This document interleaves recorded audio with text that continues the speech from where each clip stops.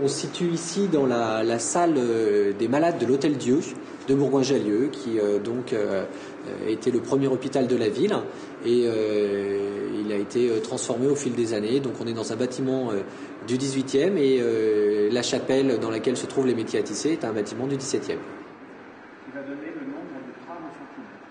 Ces fils de chaîne sont séparés en deux nappes.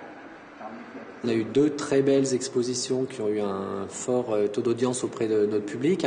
La première était la rétrospective consacrée à la couturière Madame Gris, et la seconde était textile du XXIe siècle, l'année dernière, qui a eu aussi vraiment une forte influence. Bourgoin-Jallieu est depuis plus de 300 ans une ville qui travaille autour des textiles, que ce soit sur la construction des métiers à tisser avec les établissements Dietrich, que ce soit sur le tissage avec des grandes entreprises, mais aussi bien évidemment sur la photogravure et l'ennoblissement textile qui ont fait de Bourgoin-Jallieu la capitale française de cette industrie-là jusqu'à la fin des années 2000.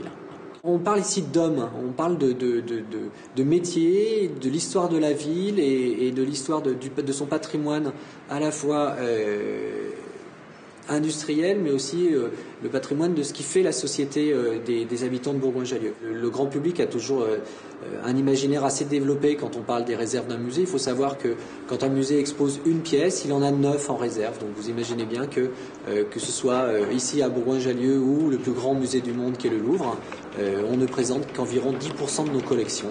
On essaye de montrer les objets, de les mettre en valeur d'une autre façon qu'elles ont pu être mises en valeur il y a une cinquantaine d'années, quand on a commencé à inventer les musées liés aux arts et aux traditions populaires.